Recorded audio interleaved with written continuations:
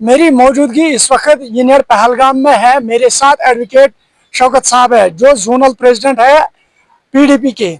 शौकत साहब, पहले आपका खैर मकदम है। सबसे पहले सवाल, जो आप हर दिन एक एमएलए से भी ज्यादा तेज चलते हो ग्राउंड जीरो पे, क्या ये भूख है डीडीसी बनने की या लोगों की काम फर्द सीखा पलमेटी अल्लाह के लिए? आरिफ साहब, आपको याद होगा कि जब असेंबली इलेक्शन था तब मैं इंडिपेंडेंट कैंडिडेट था।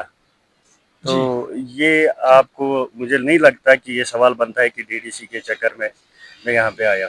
नहीं, बहुत सारे लोगों का कहना है कि यहाँ पे जो भी पार्टी आप जोर शोर लगा रही है वो अपने पार्टी को स्ट्रांग बनाने के लिए ग्राउंड जीरो से ही शुरुआत कर रही है। यूएलबी इलेक्शन आने वाले हैं, म्यूनसिपलिटी कमेटी के इलेक्शन आने वाले हैं, तो नीचे से ही शुरुआत हो रही है। इंशाल्लाह हम कोशिश कर रहे हैं। ये सही बात है कि हम यहाँ पे, आप जो ये देख रहे हो, ये पीडीपी यूथ है पहलगाम कॉन्स्टिट्यूंसी से। अभी हम यहाँ पे जो हमने ये मीटिंग की है यूथ ने, खासकर इसमें हमने जो 28 को हमारा जो पार्टी डे है वो हम ज़ोर शोर से मनाते हैं।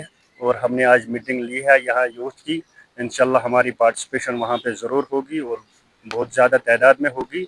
और ग्रास रूट लेवल पे मजबूत पीडीपी को करने के लिए पहलगाम कॉन्स्टिट्यूंसी में ये यूथ यहाँ पे आया है।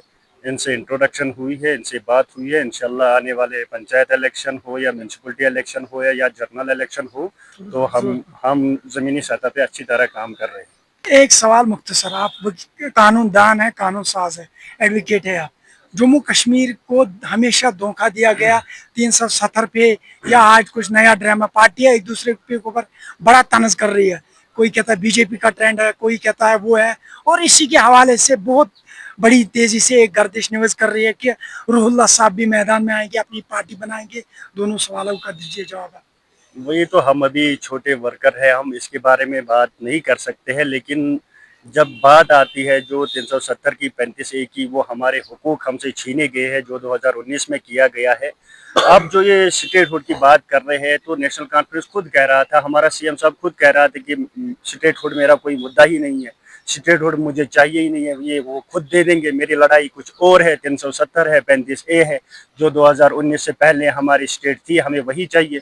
लेकिन आज जब हम देखते हैं कि मुझे लगता है कि अब ये कंप्रोमाइज कर रहे हैं, ये मुझे लगता है कि बीजेपी के प्लेयर ही बन गए हैं। क्योंकि बीजेपी खुद कह रहा है हम स्टेटहुड देंगे, ये भी अब डिमांड कर रहे हैं स्टेटहुड।